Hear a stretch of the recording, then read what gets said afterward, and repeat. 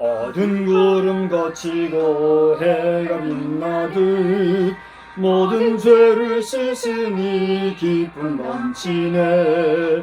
주의 은혜 맘속에 가득히 받아 생명의 주 늘 모시고 향기가 되어 영광스러운 한 세상을 빛내어 보자. 할렐루야. 하나님의 성호를 찬양합니다.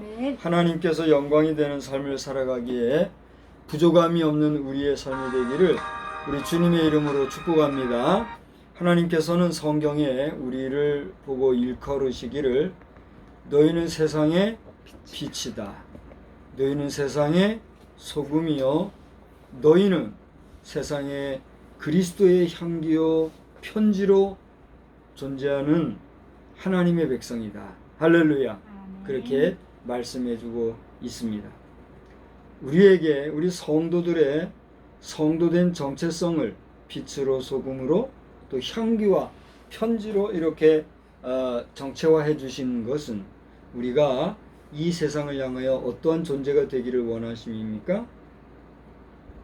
빛을 밝혀주는 존재, 맛을 내는 존재, 또 향기가 되어서 기분을 좋게 하고 또 풍성하게 하는, 더 나아가 반가운 소식을 전해줄 수 있는 그러한 편지와 같은 역할을 세상에 잘 감당해 주시기를 원하시는 아버지의 마음이 담겨 있는 줄 믿으시기를 바랍니다.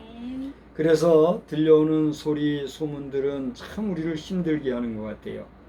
제가 대통령 선거가 이제 한참일 때에 또 그 전에 대통령 후보군이 만들어져서 대통령 후보를 세워가는 이러한 때에 우리나라에 뭐 여러 사람 이번에 정말 엄청난 사람들이 대통령 후보로 나왔대요. 근데 그 중에서도 집권당이라 제1야당이라고 하는 국민의힘당에서만 8명이 나왔잖아요. 그 가운데서 다 축약적으로 모아봤을 때에 윤석열 씨, 또 홍준표 씨, 황교안 씨 이렇게 세 분이 정말 어떤 가능성을 놓고 뛰었는데 결국은 어떻게 됐어요? 대통령의 윤석열 씨, 대구시장의 홍준표 씨, 또 이런 제도권 정치 정무 분야에는 들어가 있지 않지만 어떤 면에서는 사회 시민연대 활동으로서 부패 방지대라고 하는 그런 방지대의 대표로 황교안 씨가 이렇게 되어서 지금 세 분이 열심히 뛰고 있어요. 그 밖에도 여러분들이 뭐 장관도 되신 분도 있고 또 이런저런 모양으로 의원 활동도 하고 있는 분들도 있고 다양한 인사들을 봅니다마는 그 모든 분들이 한결같이 나라를 사랑하고 나라를 염려하는 분들일까요? 아니면 나라 안 되기를, 나라 말아먹기를 원하는 분들일까요? 다 잘 되기를 바라는 분들이겠죠. 그런데 신기하고 놀랍게도 나라를 잘하자고 하는 것 같은데 힘들게 하고 국력을 허비하는 그러한 사람들도 있는 것 같아요? 없는 것 같아요? 있는 것 같아요.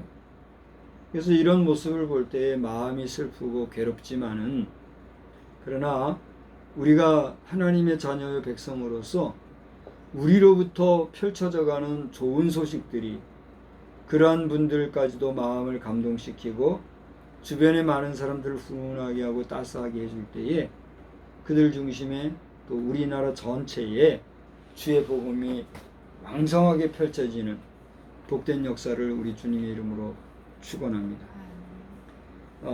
오늘날 이 시대를 향해서 하고 싶은 얘기가 참 많지만 말하면 내 입이 험해질 것 같아서 그만하려고 그래요. 그래서 오늘은 스바냐서를 통해서 회복해 하실 하나님을 찬양하라 이런 제목으로 말씀을 나누고자 합니다. 우리 한번 따라서 합시다. 회복해 하실 하나님을 찬양하라. 회복해 하실 하나님을 찬양하라. 회복해 하실 하나님을 찬양하라 하는 것입니다.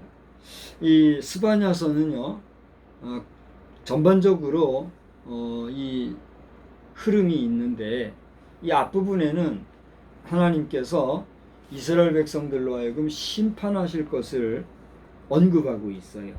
그러니까 이 하나님의 심판이라 하는 것은 부분적이거나 또 뭐 특정인이나 또 어떤 특수한 부분에서만의 심판이 아니라 전반적이고 총체적인 심판, 누구도 예외 없이 빠져나갈 수 없는 그 심판을 할 것이다. 이런 얘기를 하고 있는 것을 보게 돼요. 그래서 이 스바냐서에 나온 심판의 예언이 언제 어떻게 성취되었고 그것이 우리 시대에는 어떤 의미이며 앞으로는 이것이 어떻게 될 것인가에 대해서는 계속해서 반복되어지고 또 반복되어지는 인류의 역사 안에서는 특정한 시기, 특정한 역사, 특정한 사람, 특정한 시대를 특정해서 이것은 스바냐서는 그 시대를 놓고 얘기한 것이다 라고 말할 수는 없는 것 같아요. 물론 우리가 신학적으로 이 학문적인 정리 또 신학사조 안에서의 역사적인 정리 이런 것으로 볼 때의 스바냐서의 예언인 언제 어느 시기에 어떤 식으로 성취되었다는 것을 부분적으로는 말할 수 있을까요? 없을까요? 있지요.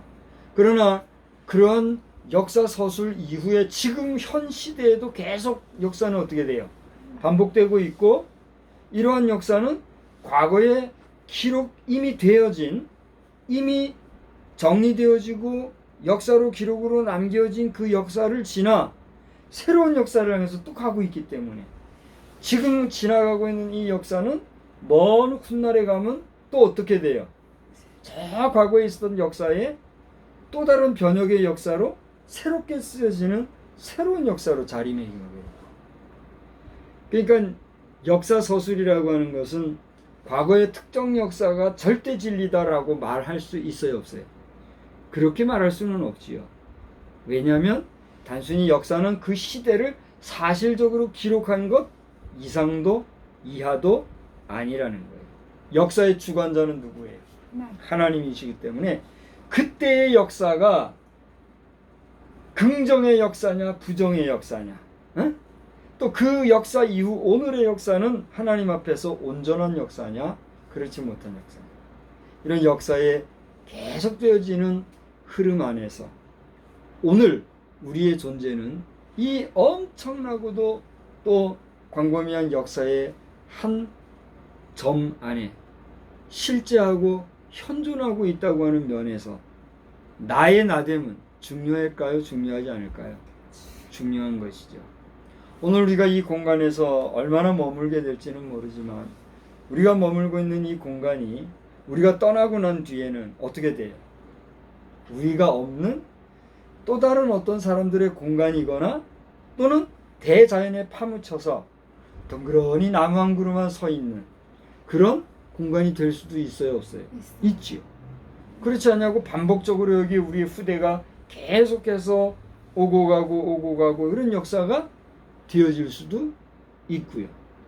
중요한 것은 오늘 우리가 현존하는 이 역사의 현장이 장차 하나님 앞에서의 심판의 자리, 심판의 현장, 버리고 채찍질하시고 때리시고 괴로움이 있는 그런 장소가 아니라 새로워지고 구원의 역사가 나타나며 치료의 역사가 나타나며 복음의 역사가 나타나며 희망의 역사가 나타나는 그런 산 소망의 역사의 현장이 되기를 주님의 이름으로 축복합니다. 아멘. 그런 면에서 오늘 우리는 하나님의 심판이 임할 때에 그 심판이 두려움의 심판이 되어야 될까요? 산 소망의 날이 되어야 될까요? 산 소망의 날이 되시기를 주의 이름으로 축원합니다. 오늘 저와 여러분 우리 모두는 하나님의 심판을 피할 수가 있어요, 없어요? 없다는 사실입니다. 오늘 스바냐서 3장 14절로부터 읽었는데 스바냐서 1장을 한번 보십시오. 스바냐서 1장을 보면 아몬의 아들 유다왕 요시야의 시대에 스바냐에 임한 여호와의 말씀이라. 자, 아몬이 나왔습니다. 요시야가 나왔습니다. 그 다음에 스바냐는 누구의 현손?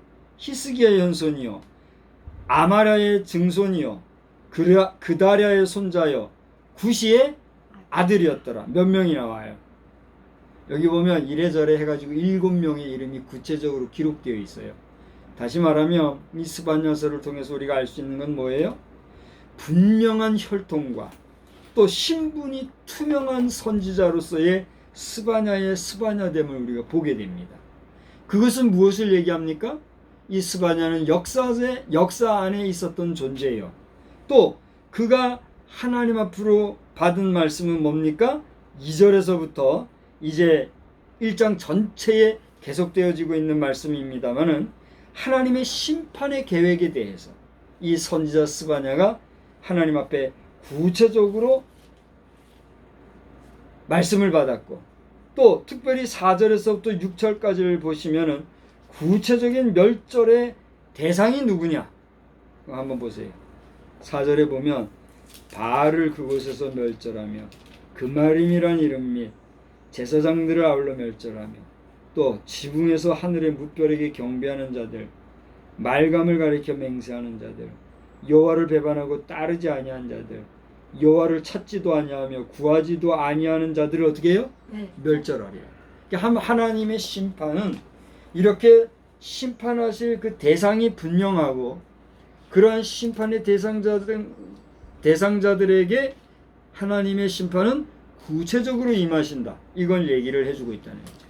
이런 심판의 메시지를 전하면서 2장에 와서 보면 그러한 이스라엘 백성들 가운데 심판받을 자들이 많이 있지만 하나님께서는 이스라엘 백성들이 심판당하시기를 원하세요? 원하지 않으세요? 원하지 않으세요. 그래서 이스라엘 백성들에게 2장을 보니까 하나님의 공의 앞에서 그 공의와 겸손을 구하라고 하면서 하나님 앞에 회개하고 나올 때는 심판을 면할 수 있다는 얘기예요? 없다는 얘기예요? 하나님이 진노의 채찍을 치시고 엄청난 심판을 하실지라도 그 심판에서 피할 수 있는 회개하고 겸손하게 부복하여 주의 은총을 덧입는 자는 어떻게 하신다는 얘기예요? 구원해 주신다는 얘기예요. 그러나 그래야지 못하는 2장 4절에서부터 보면 이웃 나라들은 어떻게 된다는 거예요? 벌을 받을 것이다. 이렇게 얘기하고 있습니다. 그러면서 3장에 와서 보니까 금방 말씀드렸다시피 구원받을 자가 있는가 하면 구원받지 못하고 벌받을 자도 있는데 그 벌받을 형벌의 내용이 3장에는 구체적으로 기록되고 있다는 것을 우리가 보게 되죠. 그래서 오늘 읽은 마지막 3장 14절에서부터 보면 그러한 하나님의 심판은 변함도 없으시고 변개도 없으시고 또 누구도 피할 수 없는 총체적이고 완전한 심판이 될 것이지만 그러한 심판 후에도 하나님께서는 이스라엘 백성들을 어떻게 하실 것이라는 얘기예요. 회복해 주실 것이다 하는 그런 약속의 말씀이 오늘 14절부터는 기록이 되어 있어요. 그래서 14절에 보면 세 부류의 호칭이 나와요. 어떤 대상이 나오나 한번 볼까요? 첫째, 누구야 노래할지어다? 시온에 따라 노래할지어다. 그 다음에 이스라엘아 기쁘게 부를지어다. 그 다음에 예루살렘 따라 전심으로 기뻐하며 즐거워할지어다. 자, 여기를 보세요.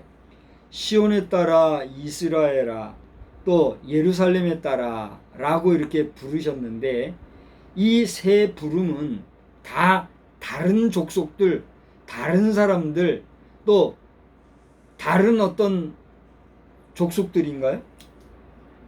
다 한 백성, 한 민족이에요. 그래요, 안 그래요?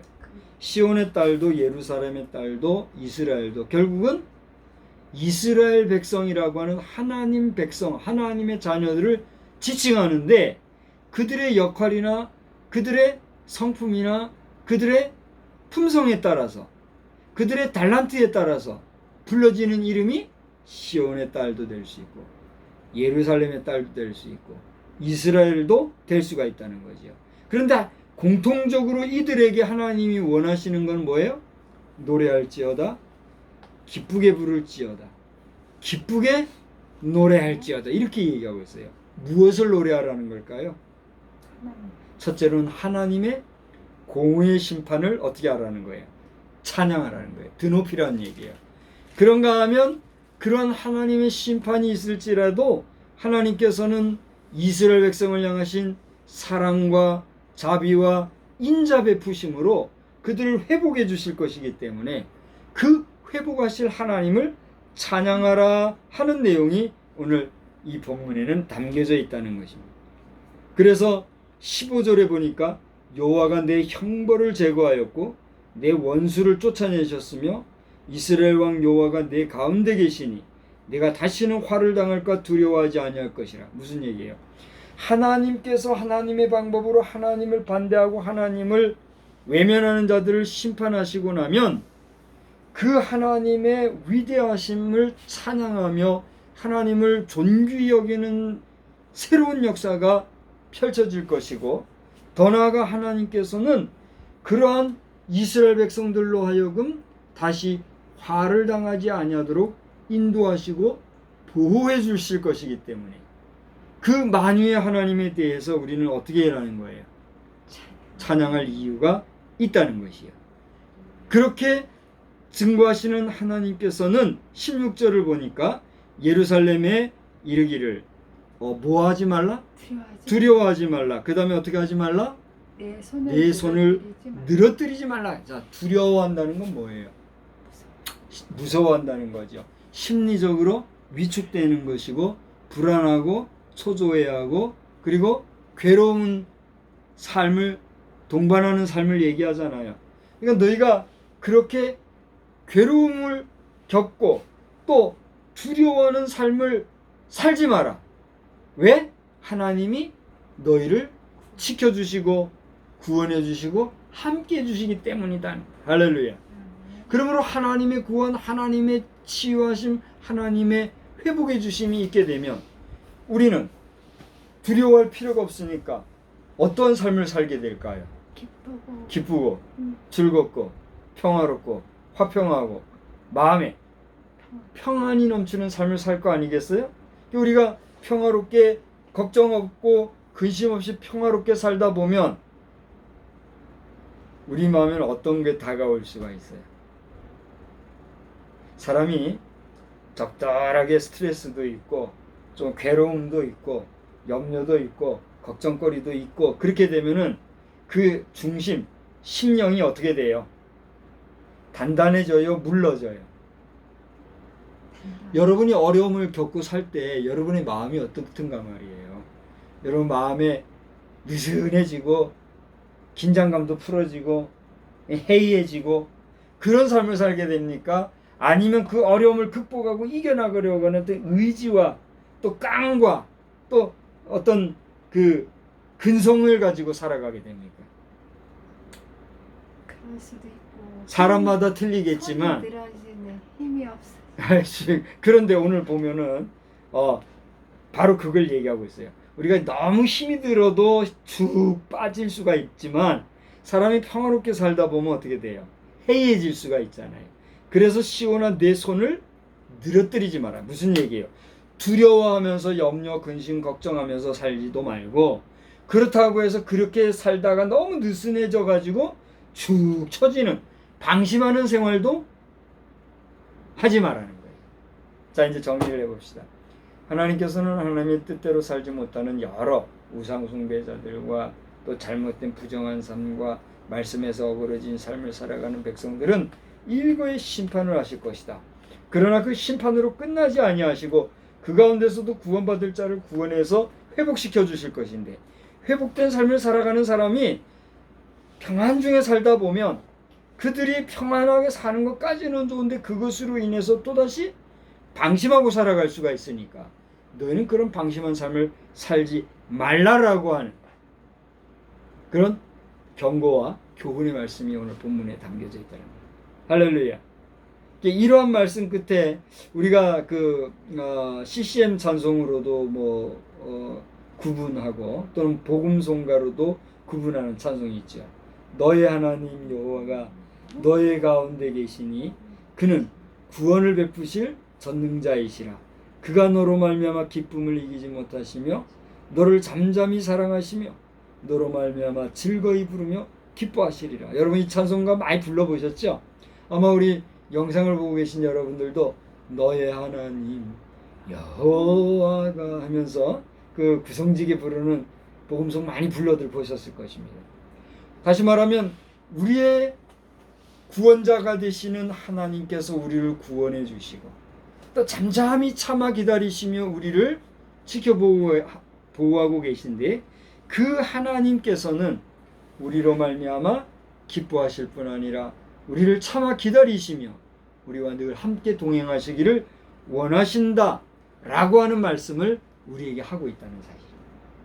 그러한 하나님과 더불어 여러분 생애를 정말 복되게 그리고 경건하고 의롭게 하나님을 기쁘시게 하며 살아가기에 부족함이 없는 그런 여러분의 삶이 다 되시기를 주님의 이름으로 축원합니다.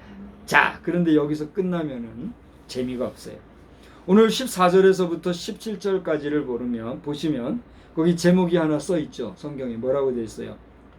기뻐하며 부를 노래라 이렇게 되어 있죠. 시온에서 부르는 기쁨의 노래라고도 할 수 있는 이 내용은 무슨 내용입니까? 왜 믿음의 사람, 성도들이 하나님 앞에 기쁨의 노래를 불러야 할까요? 왜 우리 성도들은 하나님을 찬양하며 살아야 될까요?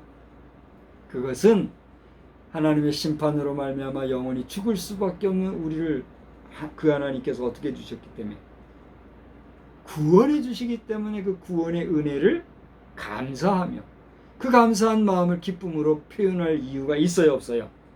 있다는 사실입니다. 그런데 절 보세요. 아까 하나님이 심판하실 때 모두를 심판하시지만 그 가운데 어떤 자를 남겨주신다고요? 구원받을 자를 남겨주신다 그랬잖아요. 근데 그렇게 구원받은 자들이 살다가 보면 평화롭게 살다 보니 그들 안에서도 뭐가 생길 수 있다고요? 해이해짐과 방심이 생길 수 있으니까 그걸 주의하라 그랬잖아요. 그런데 보세요. 이렇게 구원함을 받으면서 방심해질 대로 화평하게 살아가는 사람들도 있는가 하면 보세요. 그렇게 구원받은 삶을 살아가는 하나님 백성 공동체 바깥에 살아가는 또 다른 사람들이 있을 수 있어요, 없어요? 이 세상에는 우리만 있는 게 아니잖아요. 그죠?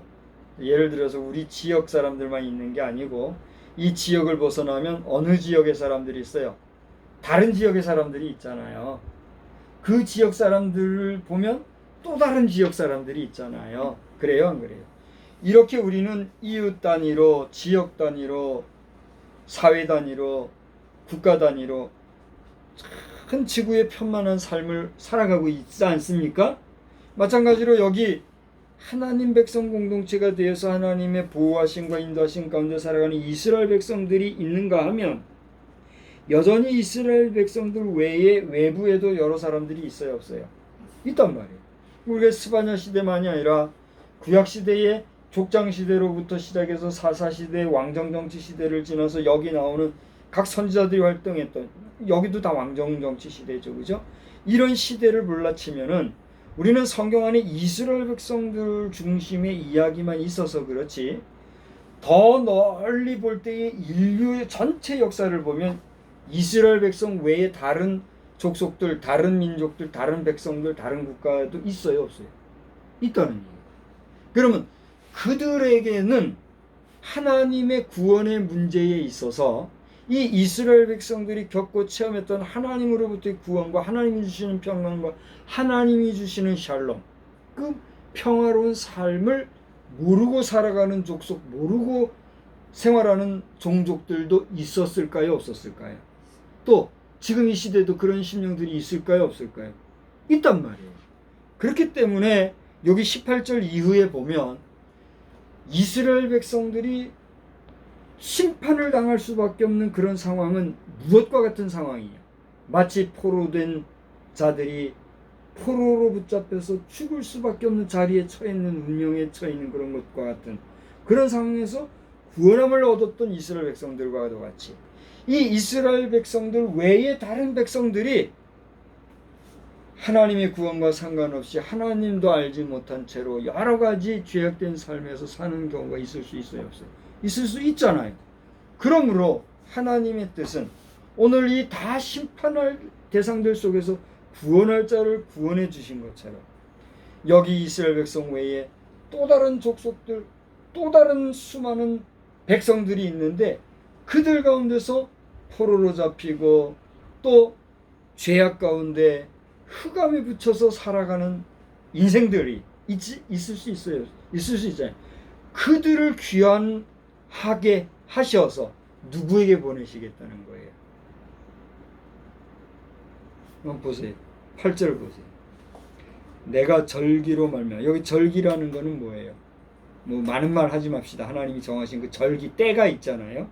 하나님의 절기, 하나님의 때가 될 때, 하나님의 때에 이르러 근심하는 자들을 모으리니. 근심하는 자가 뭘까요? 고대에 얘기했던 그런 사람들을 얘기하죠. 그들이 누굴래요? 그 근심하는 그런 사람들은 누구에게 속했어요? 읽어보세요. 누구에게 속했어요? 내게 속한 자라. 잘 보세요.